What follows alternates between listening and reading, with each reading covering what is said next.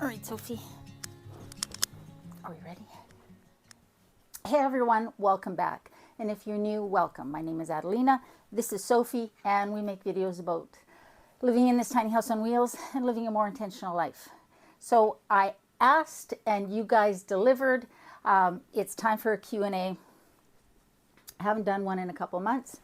And so I have written down all of the questions that you guys sent in on YouTube's and Instagram. So I'm going to put my glasses on. And of course, Sophie is going to start to perform. First, I just want to say thank you to all of you guys who reached out, shared your stories, just let me feel the love after last week's video. Thank you. I really appreciate it. I'm doing okay, and every day is, well, I'm doing okay, and things are going to be fine. So thank you so much. That's better. Turned on the overhead light. Now you're going to see the reflection of the ring light in my glasses. When I look up at you, I'll try to look over the top, but I won't be able to read the questions if you, well, can I? Sort of, if I don't wear my glasses. Oh, yum. Very good. Okay, Sophie. All right, so we'll start with the tiny house related questions that you guys sent in. So off of YouTube at Karine, K-A-R-E-N-E, Karine, .364, you asked, how do you get your water for the tiny house? Is it brought to you or managed by a local well? Where I am right now, in the park that I am right now, we are on a well, and I actually have like water hookups right to the tiny house. The tiny house has the same sort of hookups you'd find on an RV. I don't have tanks, gray water or black water tanks on the tiny house, nor do I have a water tank built into the tiny house. I didn't want to dedicate the space for it, for water storage. So I don't have any water storage, but I have the outlets for a gray and a black tank. And that's how my gray water comes out of the tiny house and goes into a septic inlet, which is back here, but then I had somebody run it over there because that's where it comes out. Doesn't matter. And as far as the water, the box that you see behind me right here actually has the electrical plug-in and the water tap sort of inside there. It's insulated, and that box sits over top of it. So I have a heated RV water hose. I spent quite a bit of money on it, almost $400 on this hose, and it comes out of the spigot there under the tiny house. So now it's under the skirting and all the way to the intake, which is sort of by the bathroom, just after the gooseneck starts of the tiny house. And that works just fine. I have had just a regular hose and then wrapped it with a heat wrap, and that has worked well as well. When I was in Calgary for 3 winters, in Alberta winters, very cold, minus 30 in the winter, minus 35 sometimes.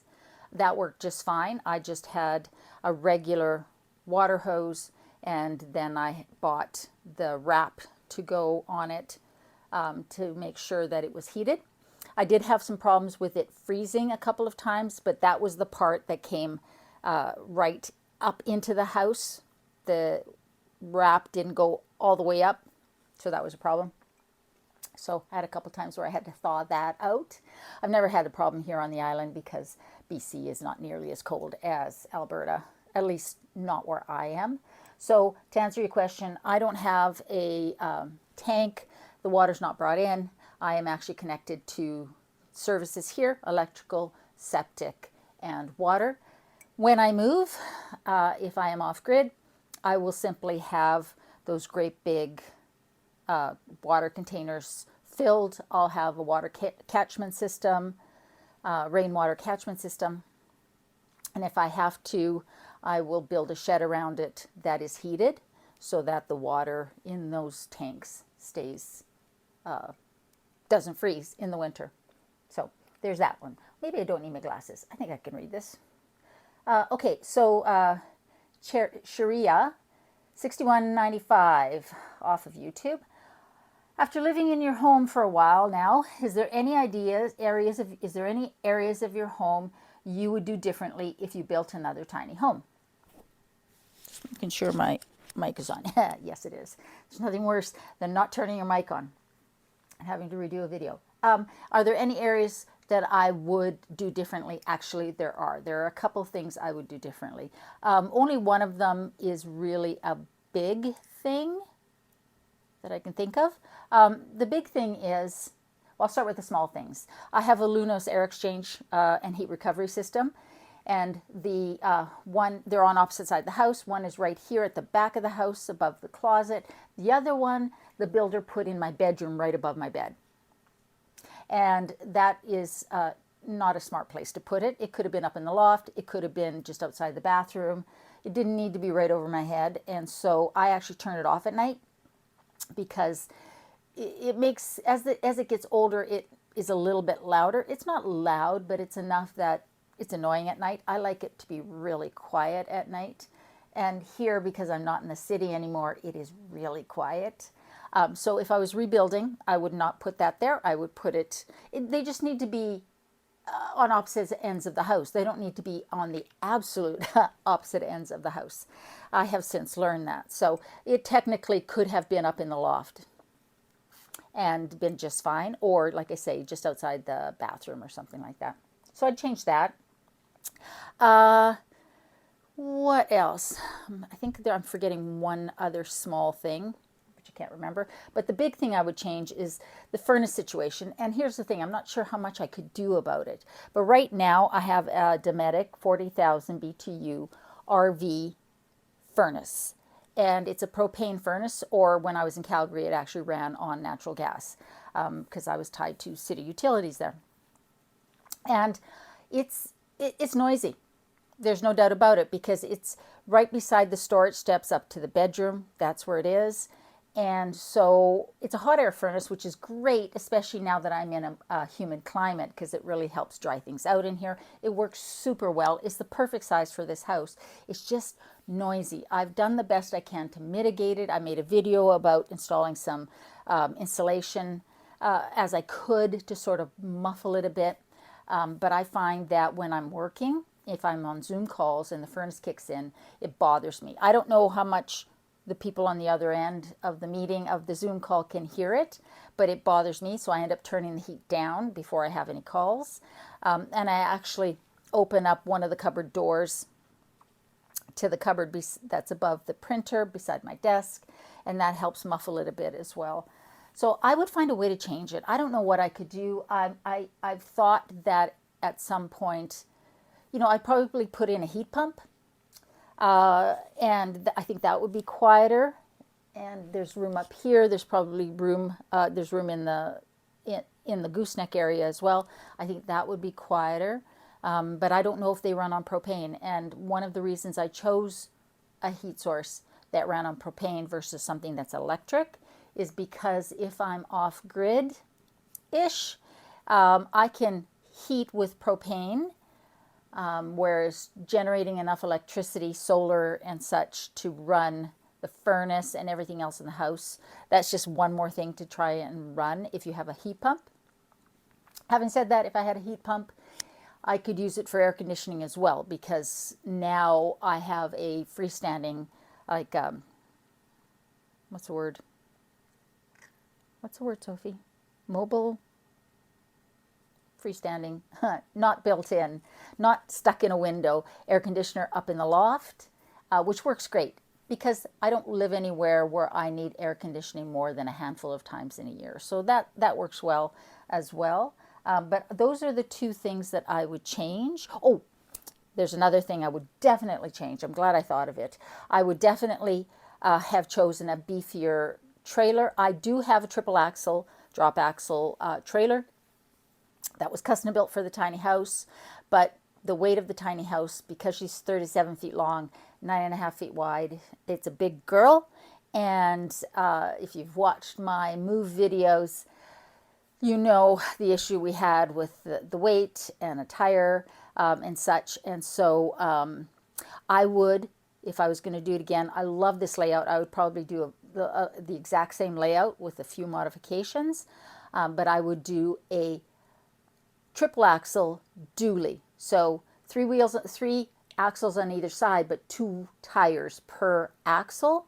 So 2, 4, 6, 12 tires total, so that it could take the weight of the house and anything I put in it, and I never had to worry about that when I moved it, because that has been the number one stressor in moving a tiny house, is the worry about the tires and the weight. Last time I moved it, I pulled out a lot of things out of the tiny house and moved them separately to take some weight out of here, and that worked perfectly. And certainly it's a concern the next time I move it over mountains or any long distance. I'll probably do that again, because I just don't want to have that worry. So those are the 3 things I would change. 2 of them, especially the trailer being the number one, then the furnace situation. I try and find another solution, and then the Lunos air exchange. That's way down on the list, but it's a minor annoyance.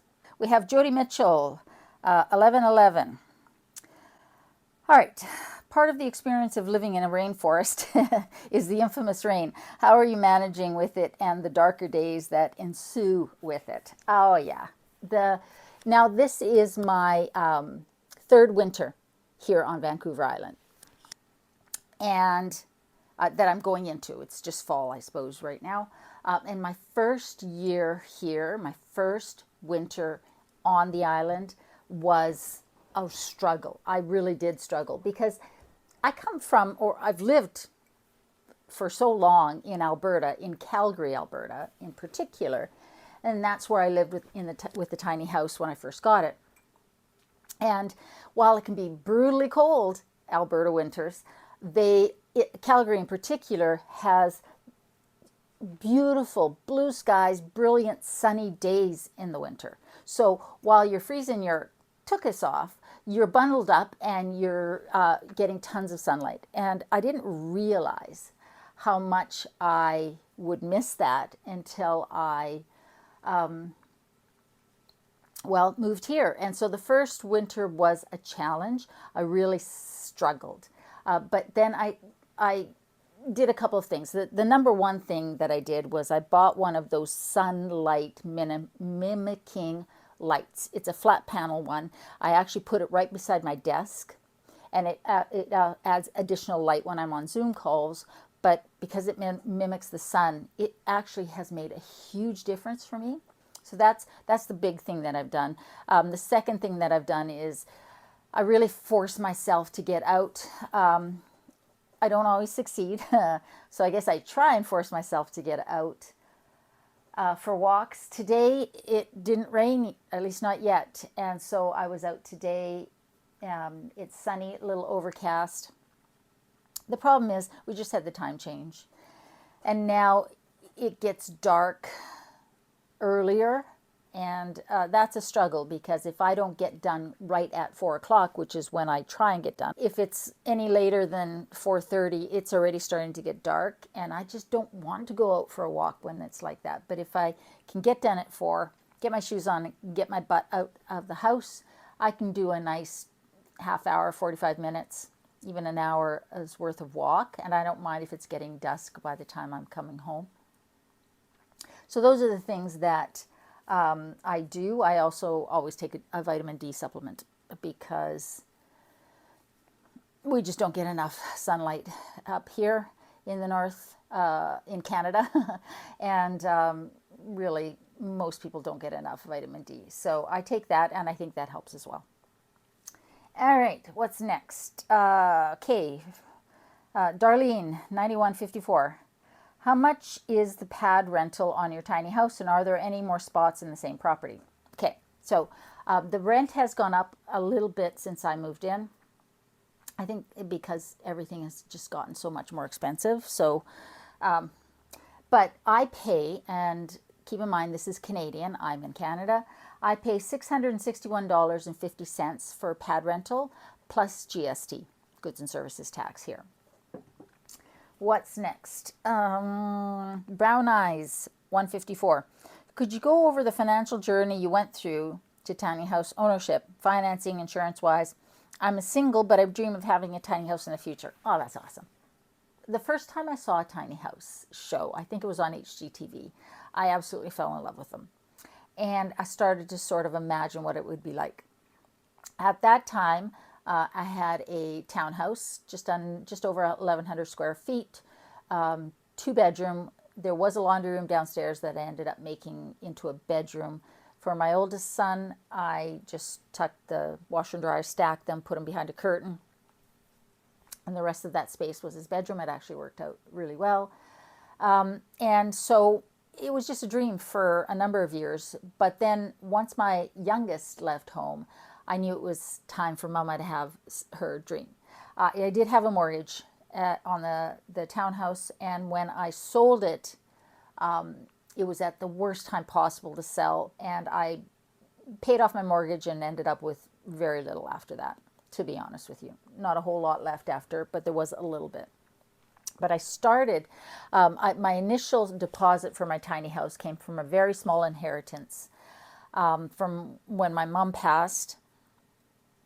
And it was like a very small amount. But it was exactly the amount for the deposit to start the design of the tiny house, which I thought was very serendipitous. And so I had some savings, and I had the little bit that I did walk away with after selling the townhouse and paying off the mortgage, and I was able to do the design deposit and then my first deposit for the tiny house. I got financing for the rest. And financing for a tiny house at that time, because I've been in the tiny house 5 years now, and I think it was about 6 years by when this was all happening, so it's been over 5 years that I've been here. Financing for a tiny house was very difficult. Most banks, most lenders didn't know what they were and weren't willing to find out and find a way to make it work. I've banked with the Royal Bank of Canada forever. And I've had mortgages through there, loans, my credit card, everything, my bank accounts, everything through there, and they would not even talk to me about it. So I was struggling at first, and then I decided to ask my builder what bank they used. And I went to her bank manager in Lethbridge to talk to him about getting some financing, because I figured if anybody would understand what this was, would be the person who's actually dealing with the builder who's got a company, and that's all they do is build tiny houses. And that actually worked out really well. At this point, though, there are a lot more lenders that will finance a tiny house, give a mortgage on it or something like that. They don't really give a mortgage on tiny houses because they're not attached to land. I did find an insurer at the time. What were they? They were Bel Air or Intact. I think it's Intact now. I think it was Bel Air then. They changed their name. That's who I'm insured with. It's actually insured as a mobile home. And which works out just fine. They know it's not a mobile home. One of the things that they required was that the tires be off. The axles are obviously still on, but the tires to be off and the house blocked up and skirted in. That's my insurer. But again, I'm in Canada. I'm in the West. It was in Alberta and then in BC. So it'll be different where you are in your country and your province, state, wherever you are. But at this point, there's a lot more places you can get financing and insurance. Talk to your builder. A lot of builders now will work with lenders so they can send their customers, sort of connect their customers for financing, and they'll also have suggestions for insurance. So my recommendation would be to do that.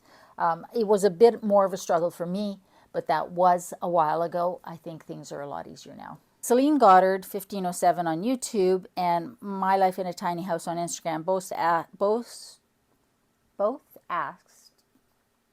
both asked about my search for land. I think there was one other person that asked after I had written my notes here, and how the search for land was going. So for those of you who don't know, I have a dream, a goal of having some property at some point that I can move my tiny house onto, maybe build a small log cabin, build some other tiny houses on there as little bunkies for when my kids come to visit and friends, or to rent out, and to be a bit more self-sustainable, a bit more off-grid. I don't know if I'd ever be totally off-grid, but that's sort of the goal, is to get some property of my own. How's the search going? Well, I'm looking, but I'm not ready to buy right now at all. I still haven't decided where I'm going to be, whether I'm going to stay on the island, whether I'm going to move into the interior of British Columbia, whether I'll move a little bit further east into Alberta or even Saskatchewan. There's a lot of things to look at, and when you go a little further north, you can get quite a bit for well under 100,000. And that would be awesome. I've seen some really cool properties for like 75,000. This is Canadian dollars, that have nothing on them. And keep in mind, the reason these are more reasonably priced is because I'm looking at raw land. The nice thing about having the tiny house on wheels is that I can move it right onto a property and have my place to live without having to live out of the van or anything like that.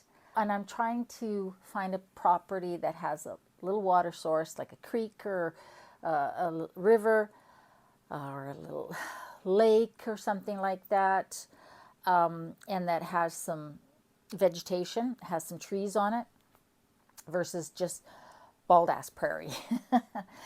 So I'm taking my time. I'm enjoying the looking process, but I'm not ready to make a decision, and I probably won't be ready to make a decision for a year or two, unless something happens. But for now, there's no plan. I don't think 2025 will be the year. I need to save up for that, and I need to find the right place. But I am looking at properties under 100,000 Canadian, and there's a lot that you can find, multiple acres, that because it's raw land, there's not even power to it. It just makes it so much more affordable. Cat_Gerber on Instagram. You've been at the new location for a while now. How's that working out? How long do you think you'll stay there? Well, yeah, it's working out really well. I really like it here. While the having to move was frustrating, expensive, really stressful, it turned out, as so many things do, to be what needed to happen. This is a much better spot in that it is a quieter spot, and it's more secure. I don't need to worry about having that knock. And I like my neighbors. I like my landlord. This is a great location. Yeah, so I'm going to be here for a couple more years, I suspect. That's what I can foresee, with the understanding that things can change, right, depending on how life goes. But as of right now, I don't see myself moving anytime soon. All right, what's next? Okay, so YouTube-related questions. I had some YouTube-related questions as well. Laura Rodriguez on YouTube. She asks, did you have any hesitation in starting your YouTube channel? I'm hoping to be as brave as you, but I'm scared how I will be perceived. That's a good question. And I totally understand your concern. When I first started too, I was very sort of worried about what my friends would think, that sort of stuff. I didn't have any hesitation in starting the channel. The reason I started the channel was because I kept having the same questions, hello Sophie, asked about the tiny house and how I built it and all of those things. And I thought, okay, well, I'll start a channel and I will just answer those questions. I'll just talk about my situation. And when I run out of things to say, I will stop making videos. And at first it was very awkward, very weird, but and I will admit that my oldest son Keaton was worried. He was worried about trolls and negative comments and things like that. And he used to read every single comment to sort of patrol it. And he doesn't do that anymore because I have amazing viewers and you guys are awesome. And I can count on one hand the number of really, negative comments that I've had or negative people. And I block them. Some of my friends don't even watch my channel. But I really don't put any thought into how I'm perceived. I'm just having a conversation. We're having coffee. I'm having a conversation. And that's really all it is. So be brave. Just do it. Just press record. Just start talking.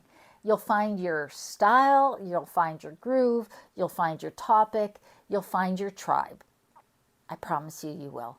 And it's not nearly as scary as you think it is. It's just weird at first, but you get used to it. So go ahead and do it. And when you do, let me know what your channel is so I can subscribe. All right. Then Grandma D 2024 on YouTube, where I prompted you to... English, not my first language, where prompted you to decide to start on YouTube. And did your channel have a few different types of content in the beginning? Well, I talked about just now why I started. Yeah, it was exclusively tiny house related topics at first. And then after about, a couple of years, because I love to cook, the kitchen is my happy place, I decided I wanted to do some cooking videos. And I actually started a second channel for that. And it was just so much work having two channels and sort of doing videos for both and all of those things. And I just thought, why am I doing this? So I started to put the cooking videos on Wednesdays because My Big Tiny House Life videos always came out on Sunday. And I don't do cooking videos every single Wednesday because I have a very busy, stressful job. I love it, but it's a lot. And sometimes life is just too overwhelming to stress out about doing 2 videos a week. So if I do a cooking video, it comes out on Wednesdays. And then the Sunday video is dedicated to Tiny House. Over time, I have evolved that so that it's not just tiny house content. It's simple, intentional living is really what the channel is about. It has really evolved into being more than just tiny house living. I have done the whole van build series on there and adventures in the van. And, we talk about all sorts of other things, philosophy, finances, stuff. And I really love that. And I love that you guys are enjoying that and being so supportive of that. You don't have to live in a tiny house to, I think, resonate and connect with the things that we talk about here. Kukura 279. She asks, what equipment do you use for filming your videos? An iPhone or a special camera? I use my iPhone. It's an iPhone 12, I think it is. I have a ring light and a stand, and I just use that. I do have a lavalier mic that plugs into the phone, and that's great. I used to have a wired one, but that would sometimes cut out. The lavalier mic really is great. But I bought that. This is maybe not even a year old. You don't need a lot of equipment. I use, because I edit on a MacBook Pro. That's my laptop, my personal laptop. So I use free software, iMovie, on that to do my editing. I do have Epidemic Sound, a subscription to Epidemic Sound for music. It's not expensive, and I do have a subscription to Canva for the thumbnails, which are the little pictures that you see when you go onto YouTube and you're scrolling. The little pictures you see are called thumbnails, and I do use Canva for that, but there are lots of other programs that you can use. And really, I mean, you can buy a great camera, and there are times when I'm thinking, it'd be nice to have a camera, and maybe someday I will do that.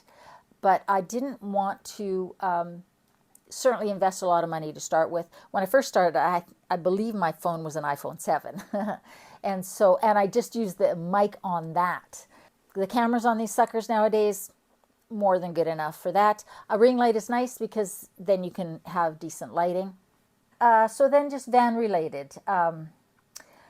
Carol MW048, she asks, do you ever get tired of only having your van for running your errands? Any plans for buying a small vehicle in addition to your van? That is a really good question.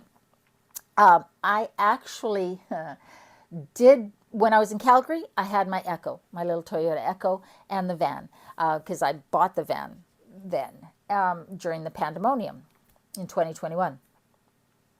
But when I moved, I actually passed that car along to my youngest, Shiloh. And so I've had just the van since. When I first moved to the island, though, I did buy a smart car, a little green smart car, because I wanted something to buzz around in. I turned out that vehicle was a bad choice. I did not like driving it. Even though I had it like a mechanic look at it, turned out to have some mechanical issues that I had to fix.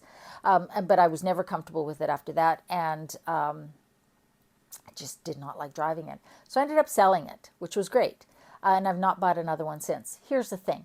If I buy another vehicle, which, yes, because I live 30 minutes from town either direction, right, either Campbell River or Courtenay, is about 30 minutes-ish from where I am, I'm driving, right? And then there's the gas, and the van is going to be not nearly as good on gas as my Toyota Echo.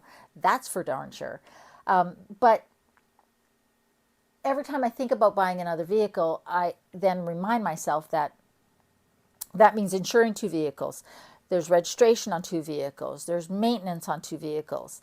All of those things. And I just can't justify that, because even with a little bit more wear and tear on the van and the gas being more expensive, it's still a fraction of what those other costs would be for having a second vehicle. So for now, no. Douglas Howard, 5738. Are you planning on doing any more adventures in the van in the spring and the summer? Yeah, of course. Always. Life gets in the way.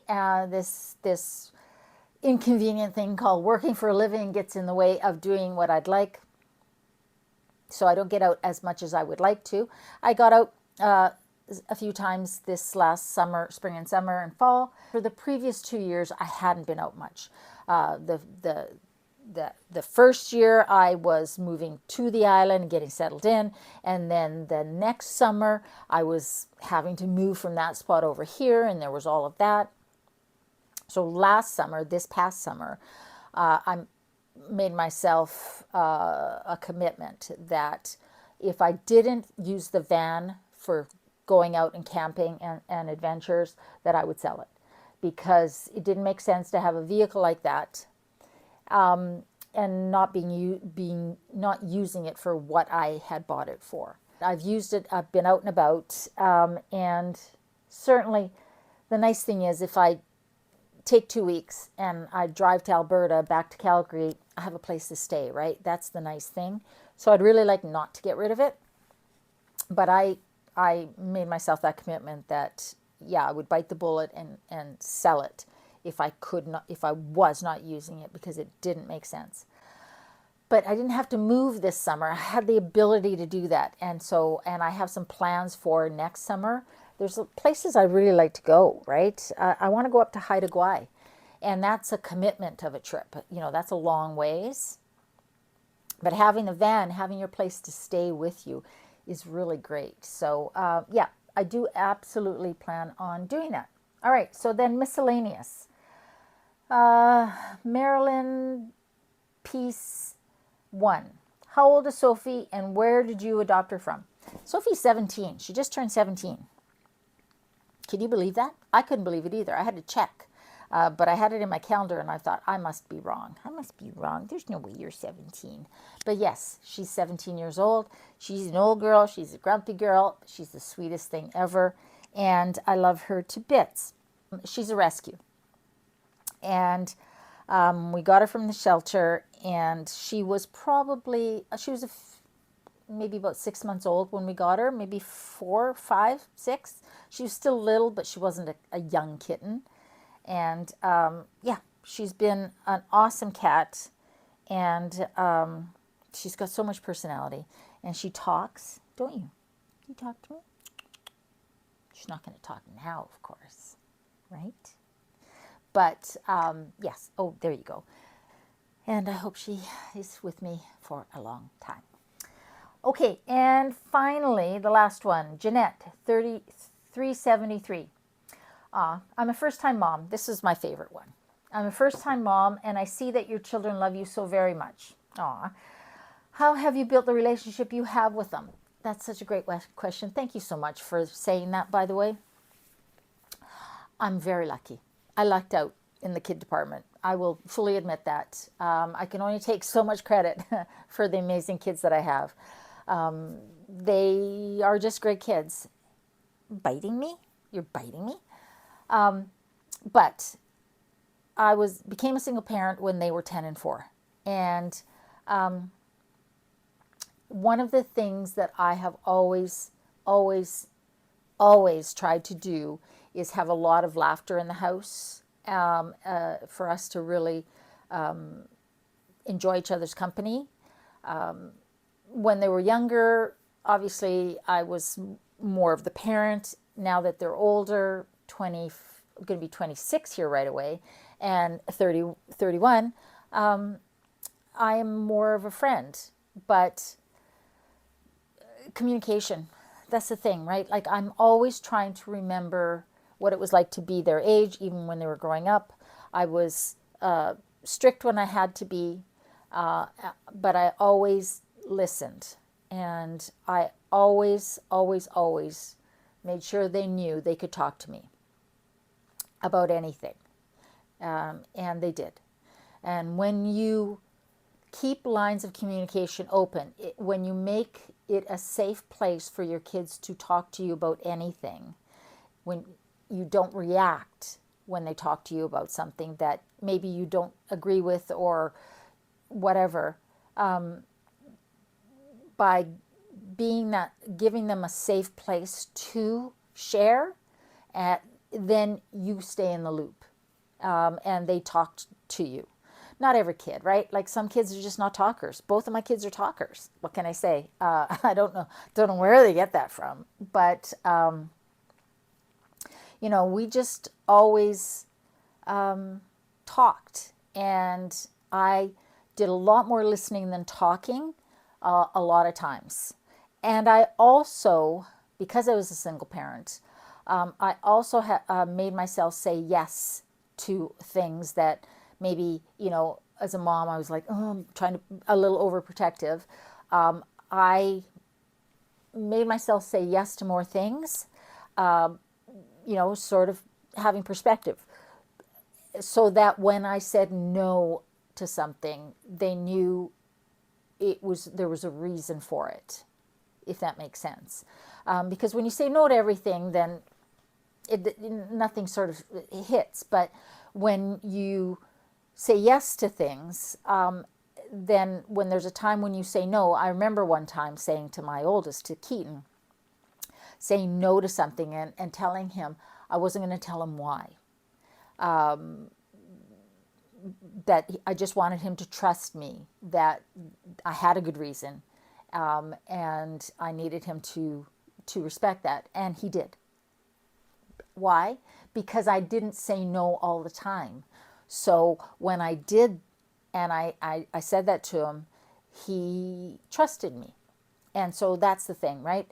So we've always been super close because we enjoy each other's company, and you know, I'm very lucky because my kids are people I would want to know even if I hadn't given birth to them. They're the kind of people I would want to be friends with. And I just really enjoy their company. And I think they enjoy mine, which is awesome. So, you know, as they get older and as they find partners, I want to make sure that I'm also building a relationship with their partners, because if there's nothing else that I'm remembered for in this world, if people say she was a good mother, I'm good, right? Like that's all that needs to be on my tombstone, because they, you know, my kids are everything, and I was lucky, right? They're good kids. You know, we've been through some difficult times. I would say my biggest thing is just the communication, right? Just mostly letting them talk, letting them share, and letting them know that you're not judging what they're saying. You're just listening. You can have the conversation about, you know, what you think about it and stuff the next day or down the road. But when they're talking, you just have to listen, because then they know they can come to you for anything. And I think that's really important. Okay, guys, that's it. Thank you so much. Today was a good day, and this was great. I really appreciate you guys sending those questions in. Always appreciate you guys watching and subscribing. If you're not subscribed, please subscribe. If you are subscribed, check to make sure you're still subscribed, because sometimes people are unsubscribed for some bizarre reason. And now I am going to make some dinner and give Sophie some dinner and relax. So, guys, thanks so much for watching. I hope you guys are doing well. I hope you're staying safe. Remember, in a world where you can be anything, be kind. I love you, and I'll see you next time.